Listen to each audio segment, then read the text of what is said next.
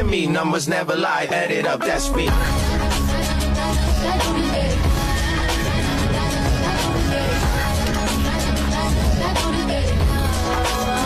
said Kelly 3.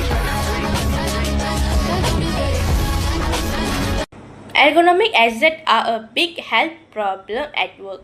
They can cause MSDs. This happens when workers do the same movement many times, sit or stand too long. MSDs make workers less productive and cause more sick leave. These assets are found in all types of jobs, not just one industrial. That is why laws like Occupational Safety and Health Act in 1994 and DOSH guidelines are important. In this case, I will share 3 cases in Malaysia.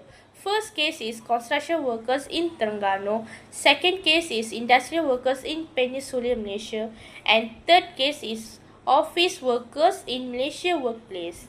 I will use the steps of industrial hygiene, that is, anticipate, recognize, evaluate, and control. Now, let's look the background of 3 cases. In construction, workers face heavily lifting, bending, and repeating movement. In industrial job, workers stand for long hours, do the same task again and again, and work long shifts without enough rest. This causes back pain, tiredness, and poor sleep.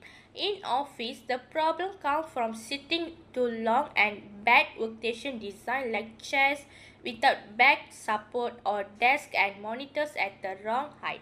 Even though the jobs are different, the result is the same: discomfort and MSDs. The best way to prevent this problem is engineering controls, supported by good work practice and management rules. These cases show that ergonomic assets are everywhere, so we must control them to protect workers and keep workplace safe and productive.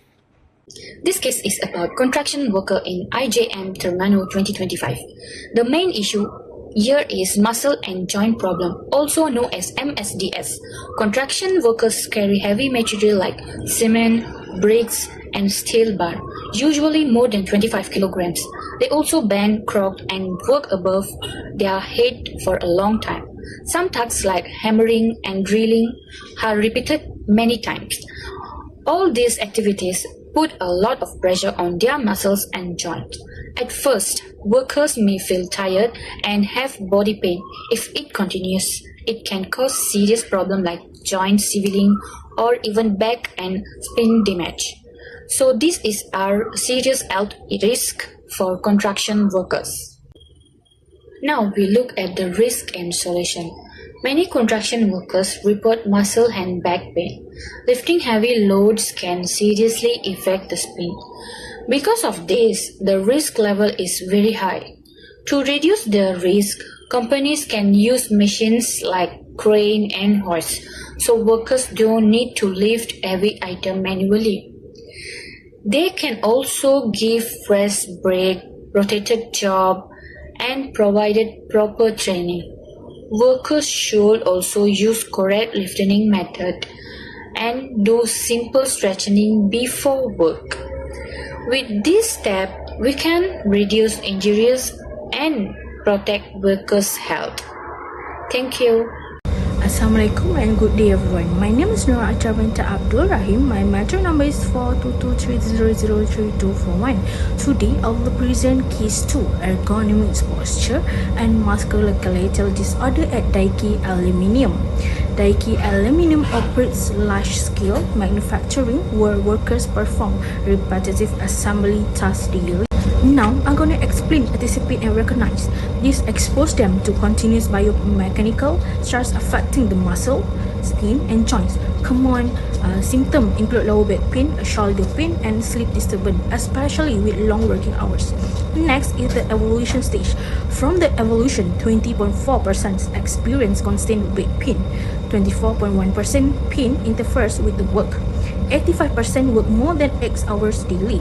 Therefore, the risk level is high. To control the risk, engineering controls are prioritized, such as ergonomic workstation and anti-fit mats. This is supported by job rotation, race breaks, training, and supporting footwear. In conclusion, proper ergonomic control are essential to reduce MSD, protect workers, and improve productivity at Daiki Aluminium. Thank you. Good day everyone. For case 3, we are focusing on office workers at PwC Malaysia in 2024. The first issue identified is prolonged sittings. Office workers spend around 7 to 9 hours per day sitting at their desk. Sitting for long hours without movement can cause muscle stiffness and reduce blood circulation. The second factor is poor workstation design. This includes non-ergonomic chair, improper desk height, and incorrect monitor positioning. When the workstation is not adjusted to the worker's body posture, it can lead to discomfort and long-term muscle problems. The third issue is limited breaks and low ergonomic awareness. Many employees continue working without taking short breaks, and some are not aware of proper sitting posture or ergonomic practices. Overall, these factors contribute to physical strain and increase the risk of workplace injuries among office workers. For this slide, we apply the risk management approach, which includes anticipate and recognize, evaluate and control. First, under anticipate and recognize, static sitting posture is identified as the main hazard. The route of entry affects the neck, shoulder, wrist and lower back. As a result, workers may experience neck pain, lower back pain and carpal tunnel syndrome. Next, under evaluate, poor posture can increase spinal loading by 30 to 40%. However, studies show that ergonomic intervention can reduce muscle disorder by 20 to 35%. Therefore, the risk level is classified as moderate to high. Finally, under control, engineering control include adjustable chair and seat stand desk. Administrative control involve micro breaks and ergonomic training. Work practice control focus on posture awareness and stretching exercise. Among these, engineering controls are considered the most effective. In conclusion, proper ergonomic interventions are essential to protect office workers' health and productivity. All sectors have ergonomic hazard. No workplace is completely safe from this problem. The main health problem is MSDs. This included back pain, neck pain, and muscle pain.